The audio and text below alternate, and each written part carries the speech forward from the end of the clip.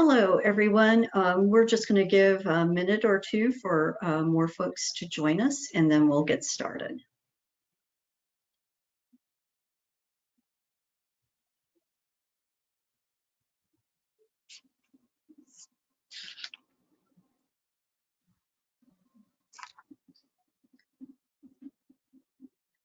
I'll give it one more minute.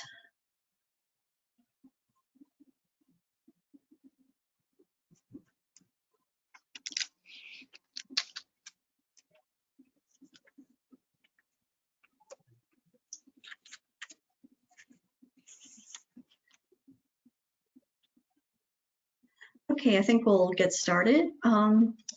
Thank you everyone for joining the Education Writers Association for this webinar, How Will Educators Use Data on COVID-19 Learning Disruption?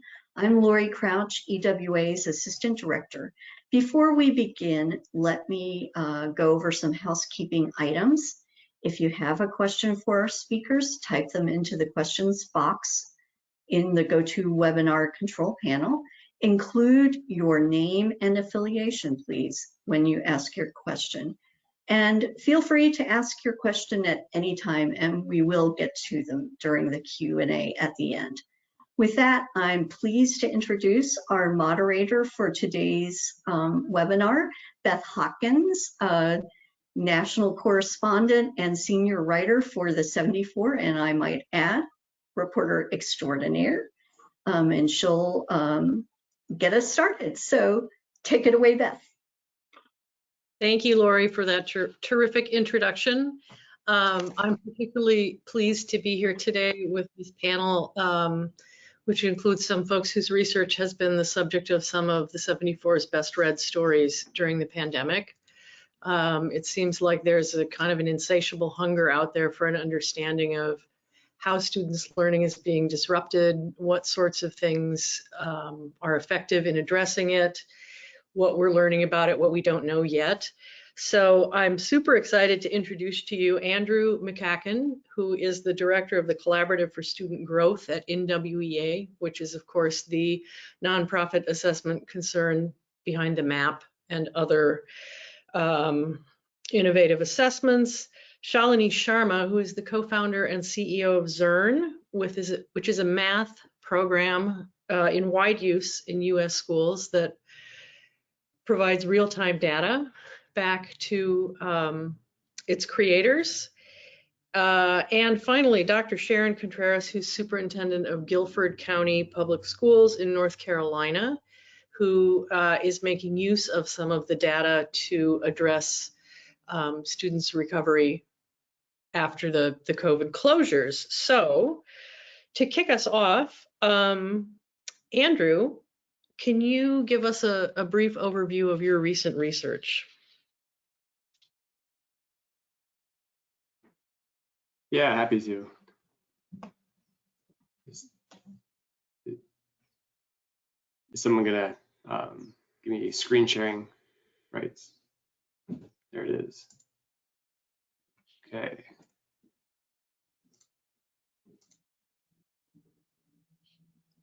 Can everybody see the slides? Okay, I'll take that as a yes. I can't actually see the participant faces at the moment. So I'm going to quickly go through just a high-level overview of our research findings from a brief that we released this summer, and then kind of highlight where we're thinking about going next. So this title here, Learning During COVID-19, Reading and Math Achievement in the 2021 School Year, is a brief that was led by Karen Lewis and a few of our other researchers at NWEA. So I'm going to highlight kind of our findings from this quickly and then hand it over to the next speaker.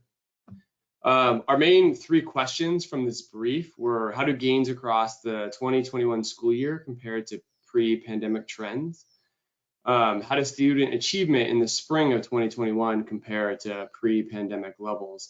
And then how do these compare across student subgroups?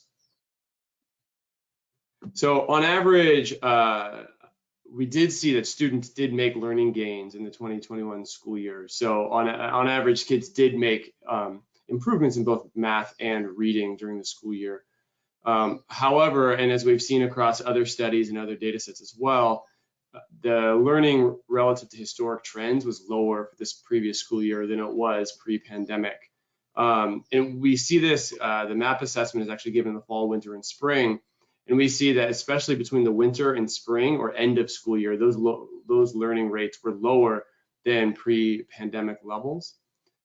Students ended in the spring about 8 to 12 percentile points lower in math and about 3 to 6 percentile points lower in reading. And I think one of the themes we'll talk about today is maybe why does it look like math was more affected in the last year than reading? And unfortunately, the same students and communities who are most affected by the pandemic, either directly through health or the economic impact of the pandemic as well, they also were the ones who were most affected in terms of math and reading learning in our data set. So our American Indian, Alaska Native students, Black students, Latinx students, as well as students in high poverty schools were disproportionately impacted by the pandemic. And this was especially true for elementary grades or some of our younger students. The learning trends were lowest for these groups. Looking forward, one of the things that we want to do as an organization and as a team is kind of create now a more forward-looking learning agenda and research agenda. One of the ways that we're going to do this is by partnering with some schools and districts that use MAP assessment to kind of understand how they're thinking about COVID recovery, how they're using some of the federal funds to think about interventions for students. And as part of this, and we'll have more detail on this shortly, we're excited to announce a new collaboration with Harvard University and AIR. The team leads across all of them are myself, Andrew McEachin at NWEA, Tom Kane at Harvard, and then Dan Goldhaber at AIR. And we're going to be working with a coalition of willing partner districts who are going to implement interesting interventions, kind of track which students are getting access to them, and then we're going to provide timely feedback on whether or not this is affecting student outcomes, what is working, what isn't working, what's looking like it's closing opportunity gaps for students. And it's going to be a really exciting partnership where we can kind of provide in the moment efficacy evidence of various interventions that districts are doing and kind of help to think of, we can help them reshape implementation moving forward. So it's a more forward-looking agenda and kind of understanding where we, kind of what happened up to a given point, kind of like our previous work. So for that, I will stop sharing and we'll go to the next speaker. Thank you. Shalinee, you have a slide deck, I believe.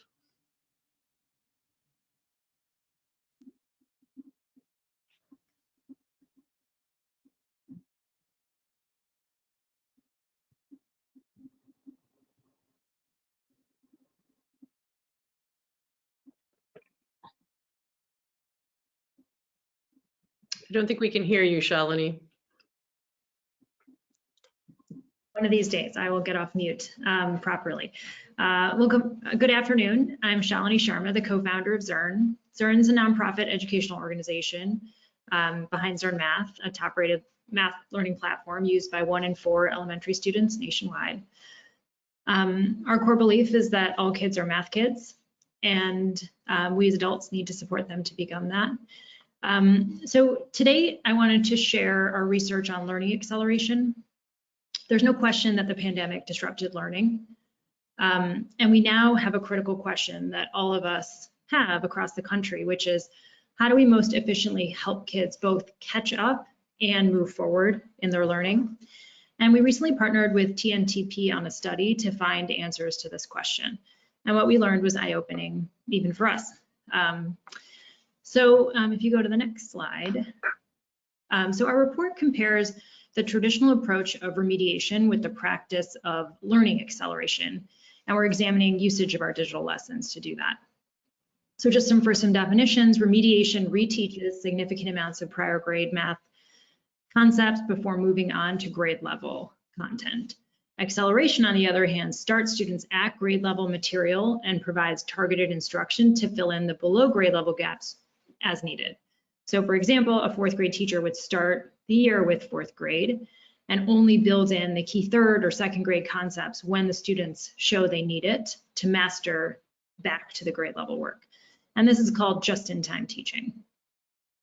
So we looked at over 6,000 classrooms. About half were using the remediation approach and the other half were using the acceleration approach. to see how much kids progressed in math during the pandemic. And here's what we found.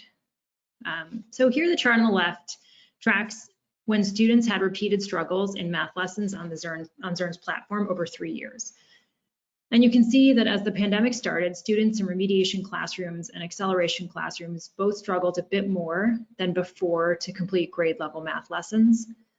But over the 2021 school year, the classrooms emphasizing remediation struggled significantly more. And by contrast, in classrooms using acceleration, the rate of struggle decreased back to pre-pandemic levels.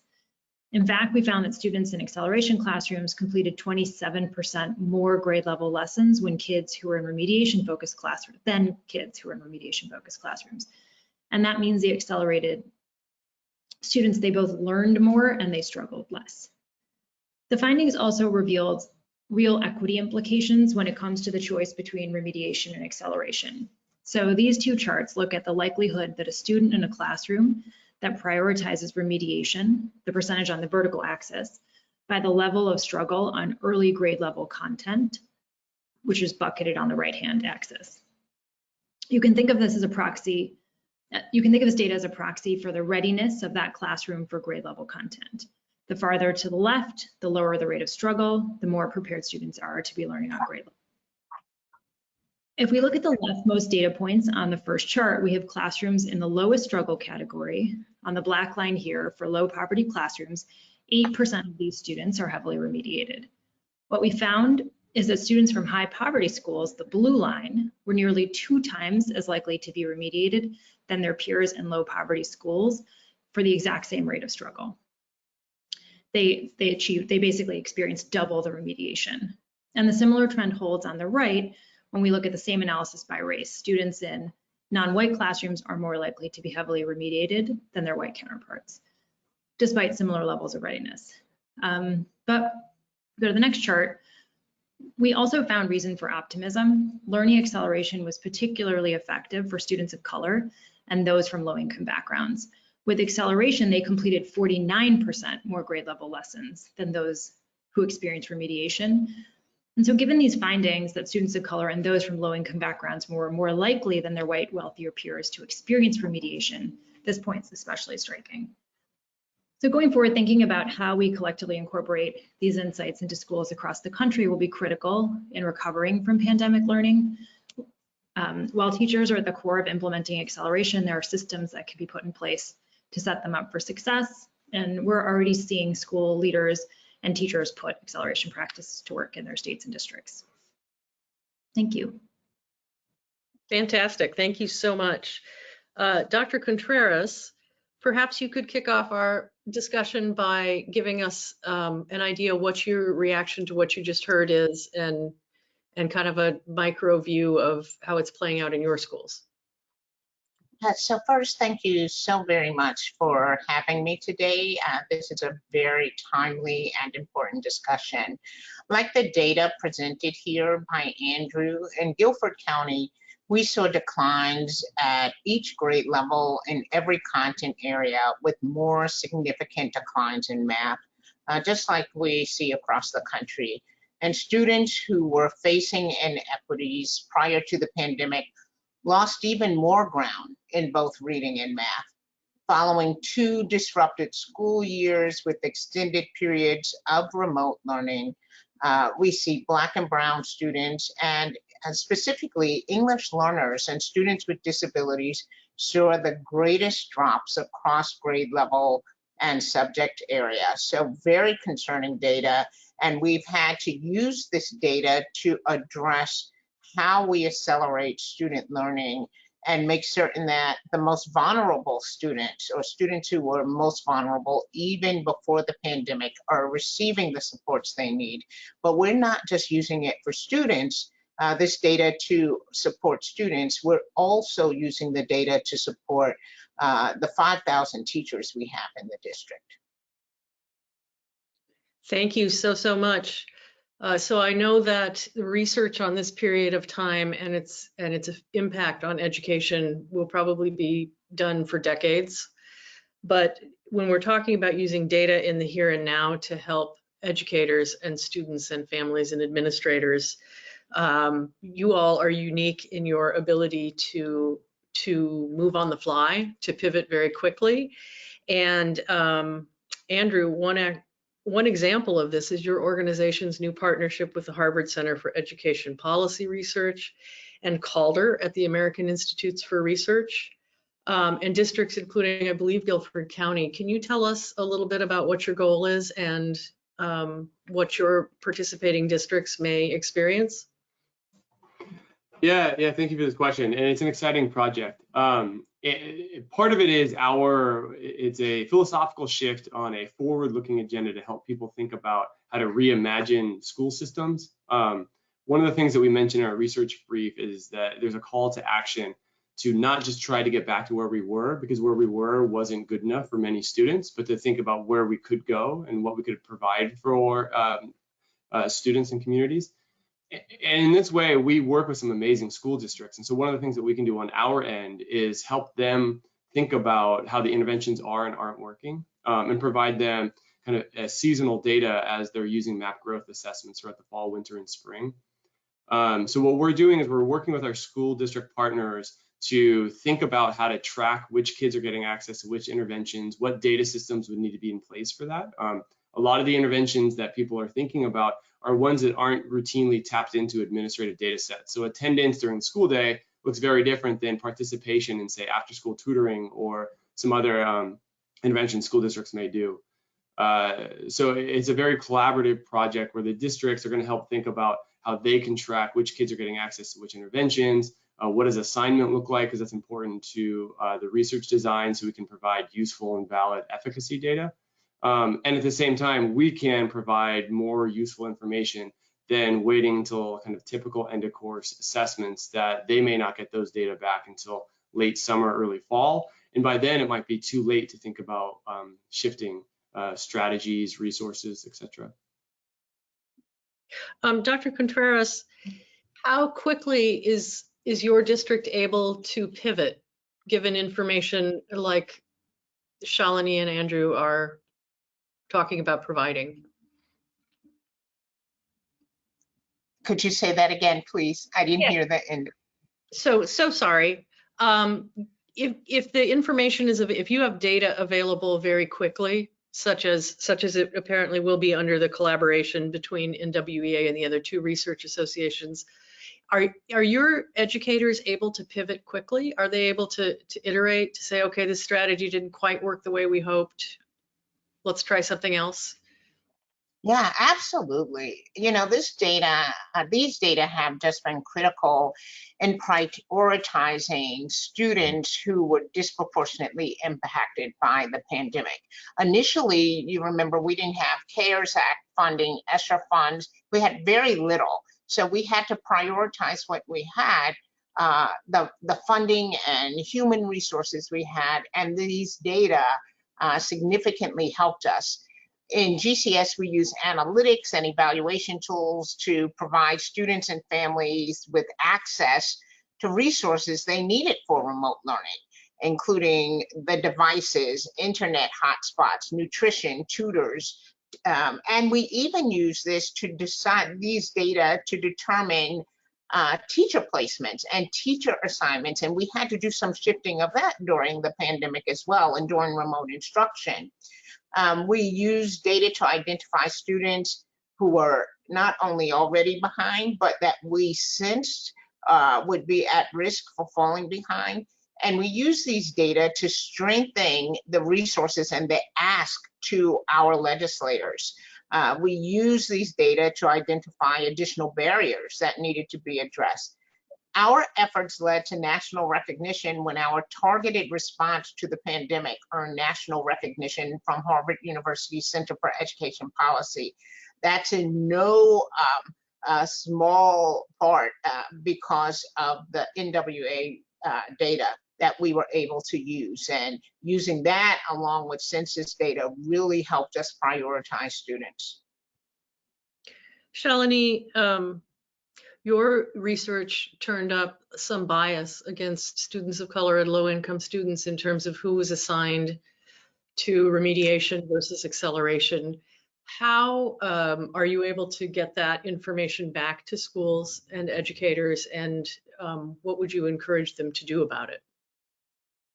Yeah, actually, this bias first emerged in our partnership with Opportunity Insights at Harvard University, and we stream out our data every week by geography. And right from, honestly, on March 16th, the choices of who is getting access to what and who, sort of the bias coming through our system was apparent on March 16, 2020. You could see it. And what we did was we actually changed our reports that go to school districts to increase transparency of what was happening to students in Title I schools and what was happening to students in non-Title I schools.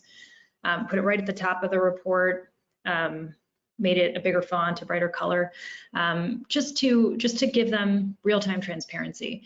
And I think that actually just shining a light and presenting information on a timely, accurate basis of what's actually happening, it has had a tremendous effect in terms of people's interest in solving the problem and actually addressing what are the needs of these schools and these students to be able to ensure that they're getting access to learning during the pandemic. So I would say the more and more, the work that Dr. Contreras and Andrew are talking about are actually broadly in that broad category of how can we make transparent what is actually happening to which students.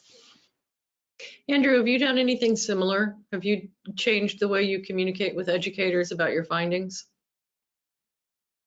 Yeah, we talked a lot about this internally before we released the research brief, because I think we have to be careful in this climate how we release and shape and provide test score information these days, especially because it showed that there are some pretty wide disparities among students and communities, et cetera. And the one thing we didn't want to do is blame the education system, blame schools, blame teachers, because the last year and a half was probably the hardest period of their lives as educators. And many of them were doing as much as they could, and it would have been a lot worse if schools weren't able to do what they were able to do.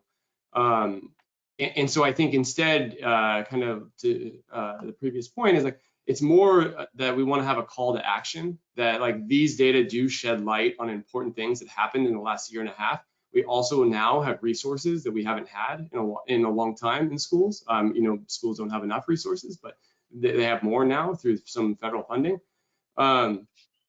So we want to be able to help provide information in that conversation. Where are the communities that we need to provide resources to? To Dr. Contreras' point, what new data do we need, right? So they had to get data from the Census Bureau, and many ways in which the pandemic affected communities don't readily show up in the administrative data that schools and frankly we have. So what other data do we need to get access to think about how we'd allocate resources and supports and teachers and services, et cetera? So Dr. Contreras, you talked a little bit about using that data to leverage resources, say from your state elected officials and others. I wonder if you have any comments on how it was received by your educators. Was there a moment there where your climate shifted, or where you became able to talk about some of the things revealed? Yeah, I think that's a great question because it could have been very difficult for us. So one thing I have to give our state credit for and USDE is really hearing educators and saying, we need to give assessments, but this should not be counted against schools this year. But we had to emphasize the need for data to inform our instructional decision making. And when teachers and parents know what skills students are missing, we can better support our students. As I said, during the school closures and remote learning, many districts only had access to data that was skewed by students who were testing at home. Some states, there were no state tests for a full year, and participation rates were low. But that wasn't true in Guilford County because we kept emphasizing how we could provide resources to families and supports to educators by having accurate data. whenever you explain the why in true earnest, particularly when you're talking about assessments to stakeholders, I think that they're more open to understanding. Now, were there people who were opposed to it? Absolutely. There were just folks who said we shouldn't give any assessments.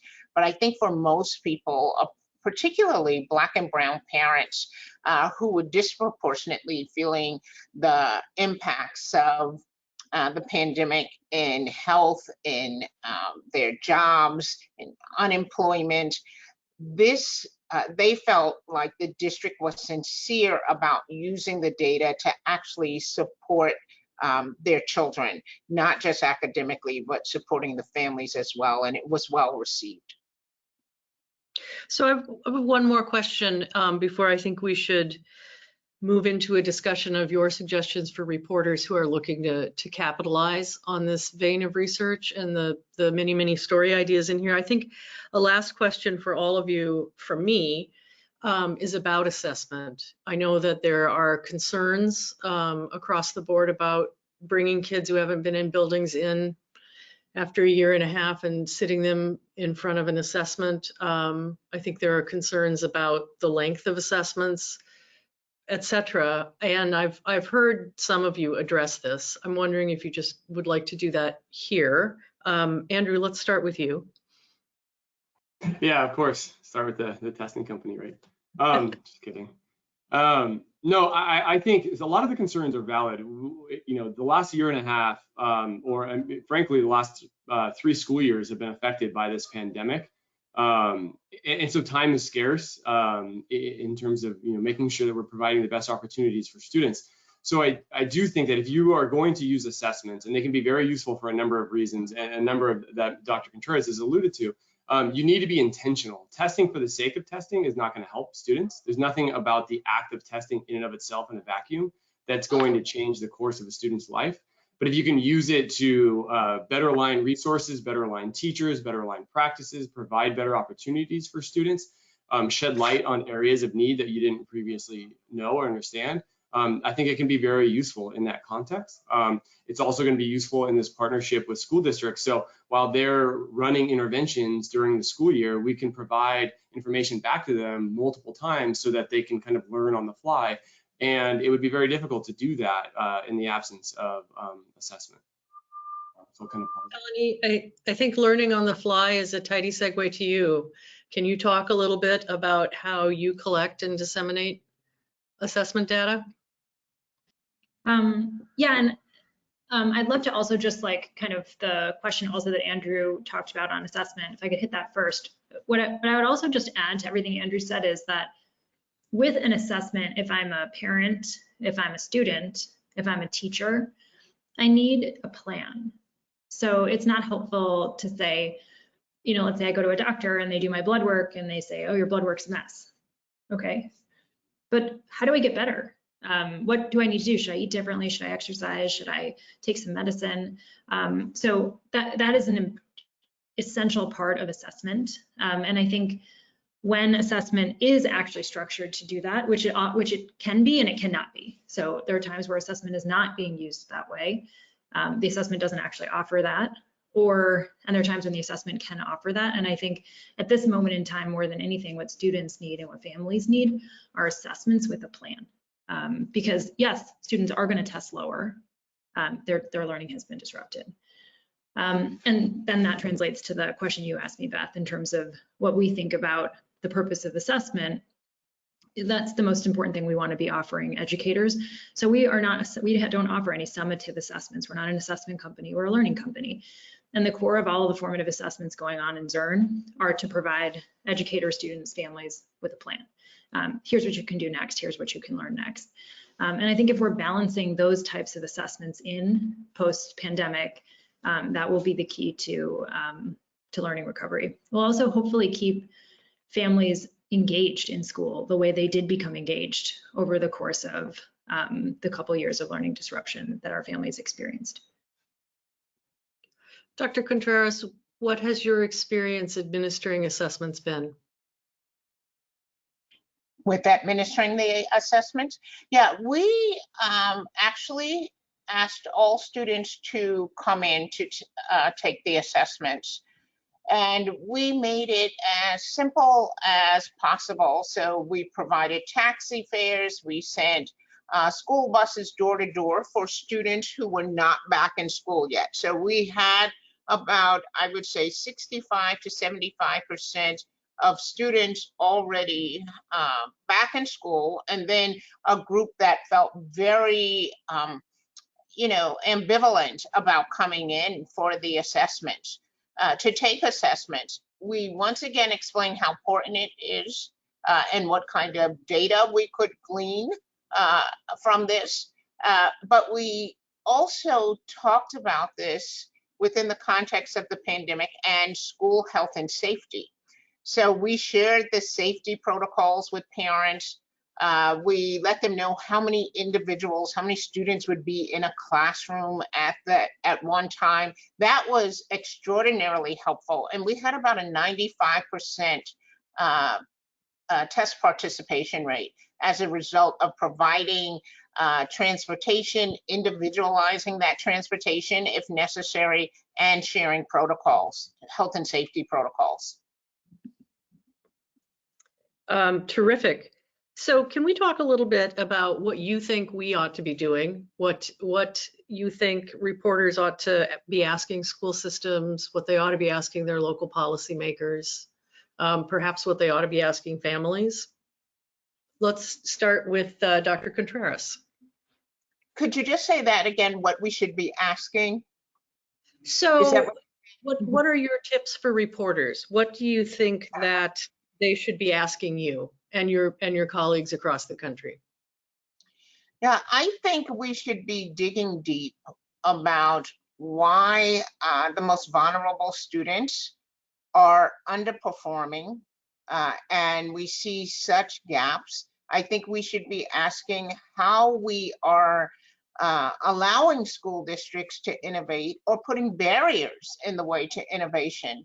So I think for a period we saw this time where school districts, no one knew exactly what to do. So they legislators allowed school districts to really be innovative and to go out and meet the needs of students.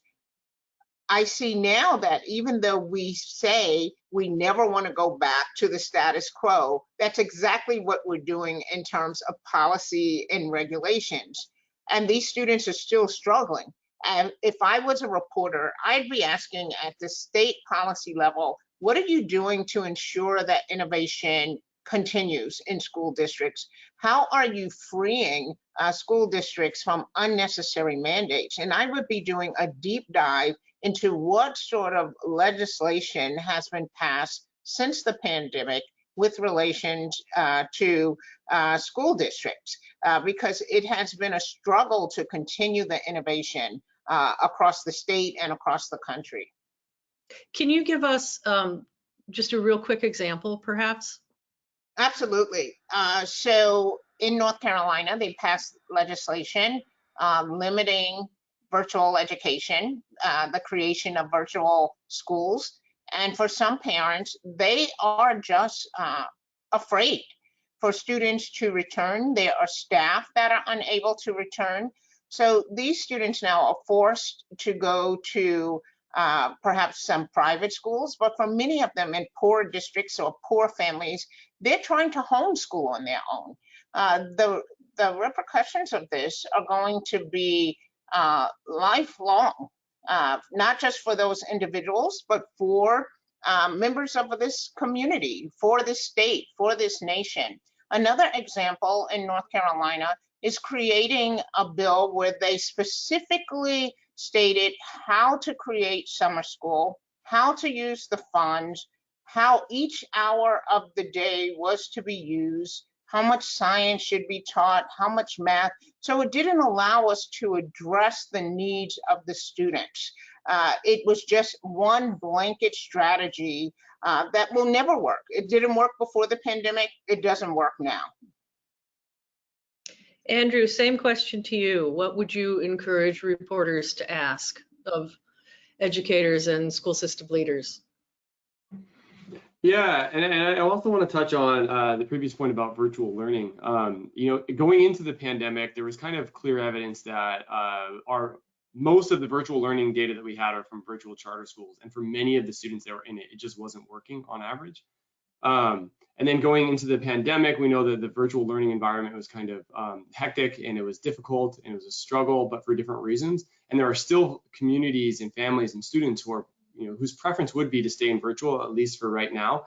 And so the key lesson here, I think, is we need to understand why. Like, why are parents and students and communities saying that they want this? Is it because of the pandemic directly? Do they see something about like the schedule, the length of day, something about the school system itself is not serving their students? And both, maybe a virtual option that sustains is the answer, or altering the traditional kind of in-person schedule for them, or something like that. But I think we need to know why there is still anywhere from 5 to 15% of students across the country that are asking for this, and we need to better understand that. And it's going to vary across time and place.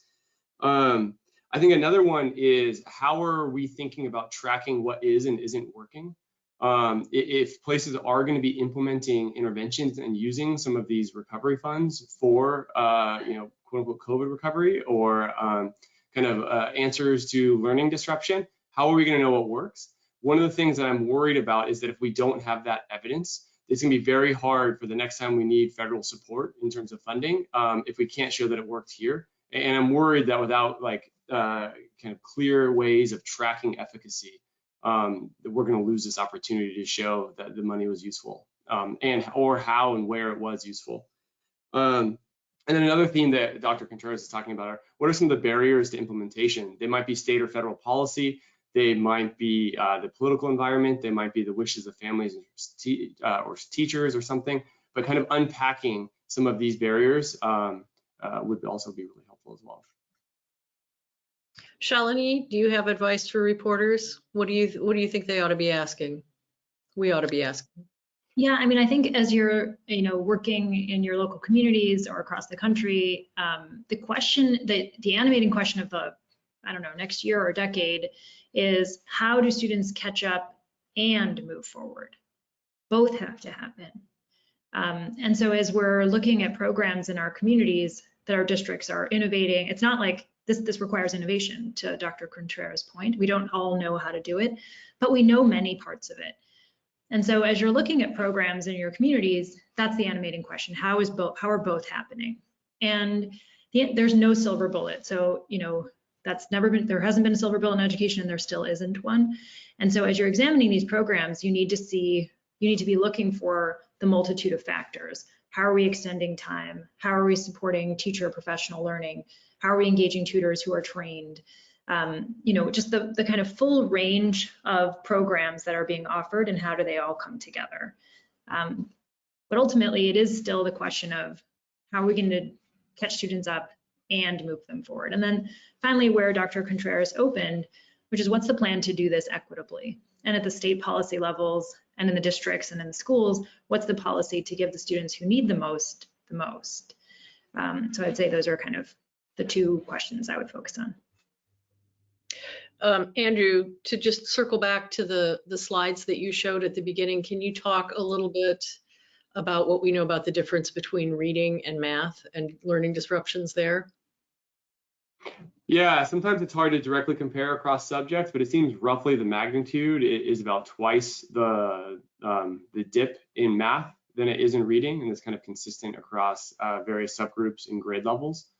And so we see that moving forward, it might be that it's going to take a little bit longer for students to regain the math skills that they may otherwise have had without this kind of learning disruption. Shalinee, what do you say to that? I'd say, if we were to hypothesize why, I would say that children probably did a lot less math during remote time than they were able to engage in reading and other reading related activities. Those are easier to access at home. Those are easier to take home. The math that was happening, like even, for my own two kids, was more procedural and less conceptual, so less of the deep stuff. But what we know when we get kids back in schools, and math data shows this, is we can turn that math brain back on. And so, you know, it's not something to panic about. We need to calmly support all our students. So Dr. Contreras, I want to put a little twist on the same question to you. In my non-educator brain, math is a bunch of discrete skills. And so when I think of acceleration, it's easier for me to conceive of accelerating in math. What about in reading? Do we think that it can be accelerated is your question? Yes. Yes, absolutely. And I think the standards in reading are more consistent from year to year in the state and nationally. So you sort of build upon it. I think that, you know, with math, the skills and standards are cyclical. So if a student didn't master comparing fractions by the end of 5th grade, and then you're struggling with remote instruction to understand ratios and proportions in 6th grade, this is going to have a much longer impact on you and a more significant impact. I think about this because I think they can't then do well in Math 1, which is the gateway course that correlates with later life outcomes and ultimately wage earnings. And one thing we really push on with trying to accelerate literacy and math is understanding this isn't about passing a test or just improving test scores. This is about improving life outcomes and closing the wealth gap in this country, because that wealth gap or socioeconomic status is so intricately tied or linked to student academic outcomes. So we are really, really pushing on the importance of acceleration and trying to move us from that concept of, or that notion that we have to remediate students. And it's difficult to explain the differences sometimes to staff and help them understand just how critical this is for improving the life outcomes of our students. So I see Lori Crouch has rejoined us, which must mean that we have some questions from EWA members in attendance.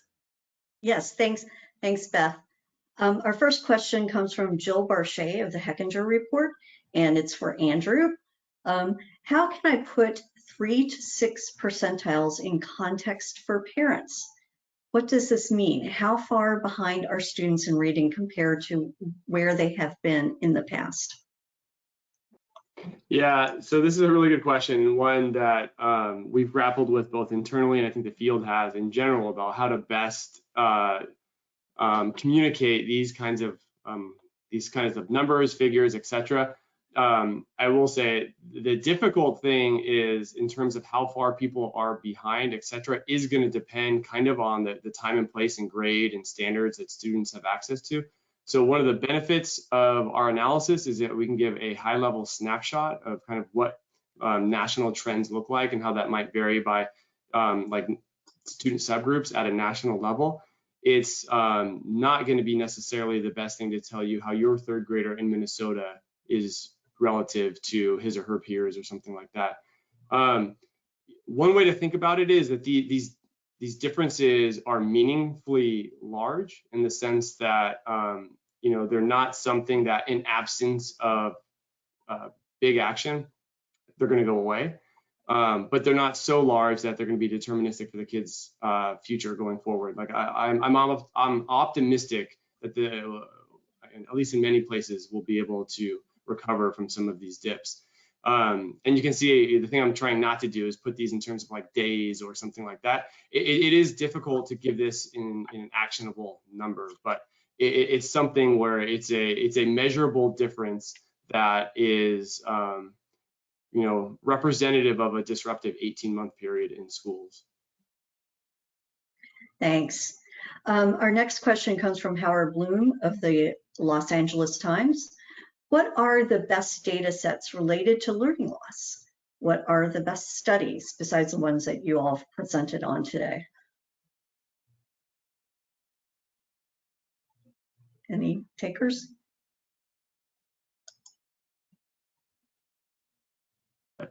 I can go. I was just pausing to see if the other 2 panelists wanted to chime in. So there have been, I think the one thing that's fairly consistent across the last couple months is that we've seen kind of doesn't matter which data set you use, there's been disruption in students' opportunities, whether we want to call that loss, opportunity gaps, disrupted learning. It's all painting a picture where kids' current academic levels are lower than they were a couple of years ago. That's true with our data, with some of the other test vendors, with reports coming out of states, with researchers who are using a collection of data, with Shalinee's Zearn data. They're all painting a similar picture of learning disruption or students' achievement being lower.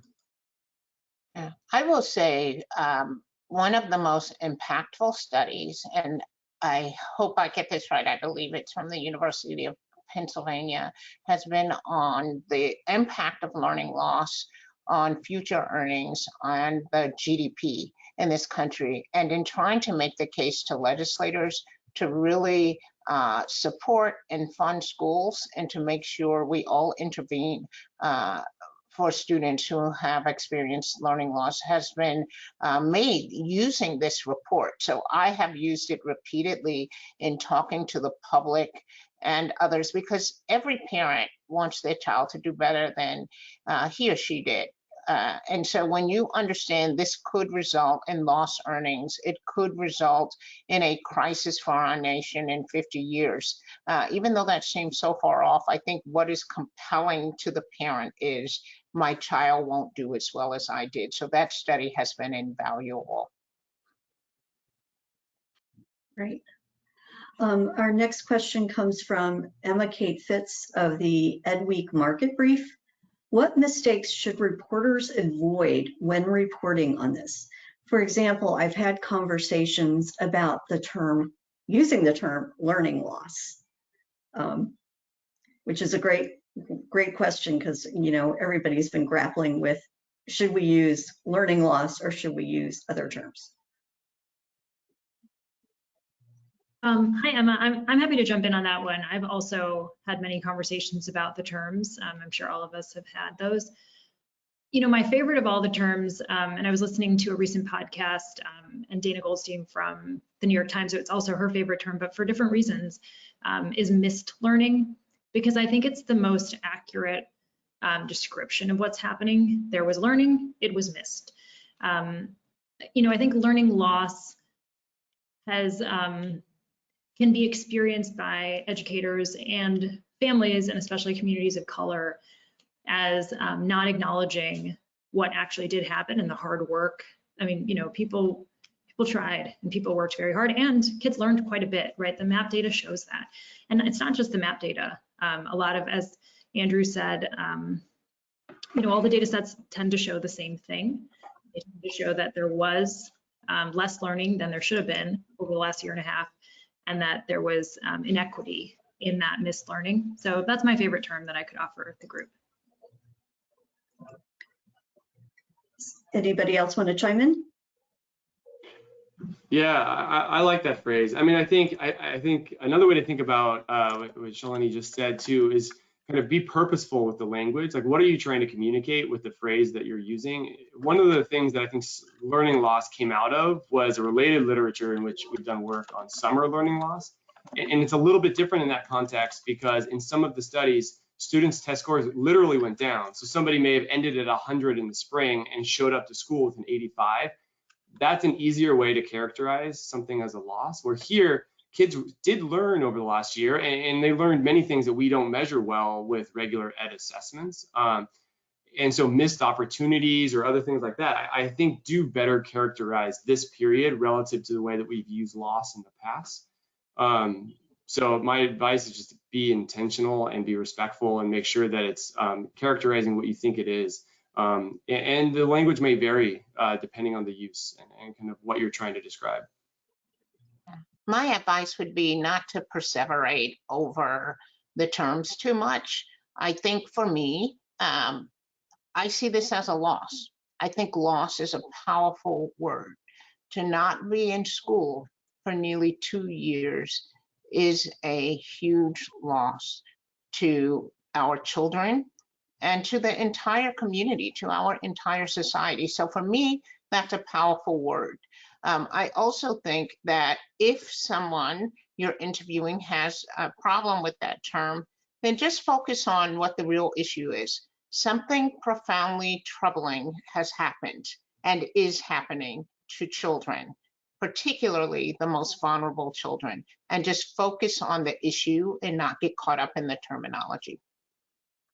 Are there other mistakes that reporters are making as they're reporting on this?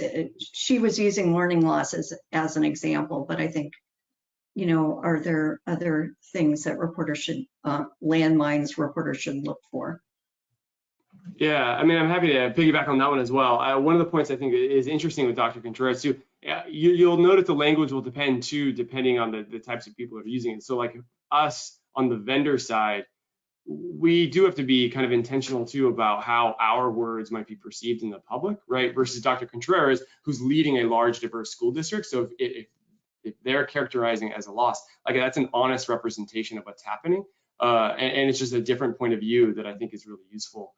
I think one of the big things that we're going to see going forward is, again, around this virtual learning and whether or not virtual learning versus in person. Did some schools stay closed too long? Did they open too quickly? It's going to be very difficult to look back at the past 18 months and with clarity say virtual learning led to X, Y, or Z.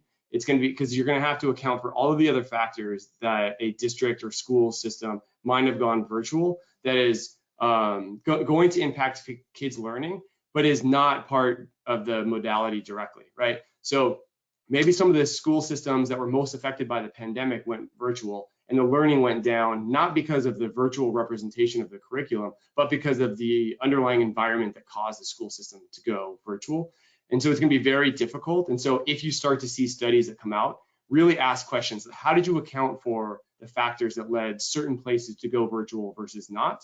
And how are you isolating the learning modality from all of these other contextual factors? I think it's going to be really important to separate those things out going forward. I just have one more point. I would say that it's important to not only focus on those sort of interesting stories. You know, I get calls all the time about my partnership with North Carolina A&T and tutoring incarcerated students and high dosage tutoring across the district. But I think we're missing something much more important. Why did these gaps seem to persist from generation to generation? And why are vulnerable students experiencing them more during the pandemic? And what are the larger policy implications?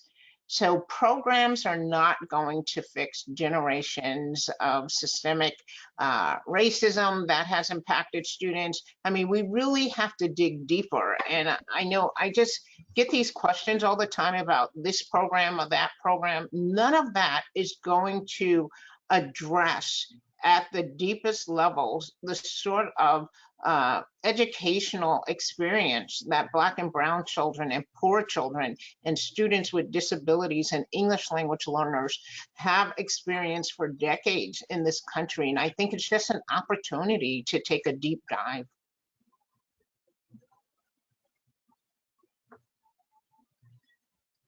Shalinee, would you have anything else to add?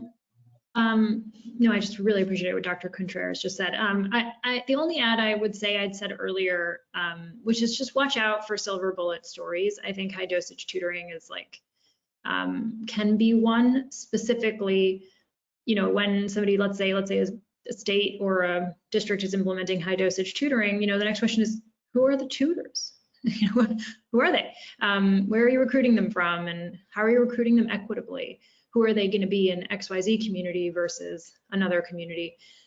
So I think, of course, we all want happy endings, but I do think a lot of be wary of the silver bullets. There will not be silver bullets to help us because there never were any, and there definitely won't be any now. And how about go ahead. Go ahead, Andrew. Combining both Dr. Contreras' point and Shalinee's point here is like thinking about scale. So high dosage tutoring might work in like specific instances, but if we're going to write about that as a silver bullet, you have to think about how you're going to scale that. And I'm still to this day wondering where we're going to find these hundreds of thousands of high dose tutors that are going to be available across the country if that's the single intervention that a lot of us are going to latch onto. And I don't think they're there. I mean, we're struggling to find bus drivers, let alone, you know, hundreds of thousands of tutors across the country. So those are both excellent points. Yeah, to add to that, you know, what about rural communities where you have a hard time finding teachers, let alone, you know, tutors? Our next question, it's back to Jill Barchet of the Hechinger Report. Dr. Contreras, what would you do to help students who are behind in reading? Yeah, we're doing some of the same things. We're focusing on honing teacher skill, knowledge and skills and the pedagogy. So we are making sure that we use data to provide coaching for teachers. So even during remote learning, all of our teachers continue to receive coaching in reading and math throughout their entire experience. So instead of those coaches flying in and being in the classroom with them, they were observing their remote instruction. So I think it's really important that we focus on the adults as well. What can we do so that the adults are more prepared to accelerate learning, feel prepared to teach reading to students who are English language learners, to students who have disabilities, to students who have just fallen even further behind. So we spend a lot of time on that, and we continue to work with teachers every day on this science of reading.